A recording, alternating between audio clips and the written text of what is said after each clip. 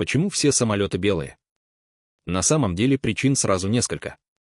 Во-первых, белая краска отражает солнечный свет, и самолет меньше нагревается на земле. Во-вторых, на белом корпусе проще заметить трещины, вмятины и утечки. В-третьих, белая краска легче цветных покрытий, а каждый лишний килограмм увеличивает расход топлива.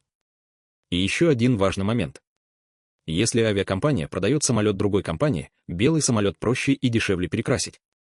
Иногда самый скучный цвет оказывается самым выгодным.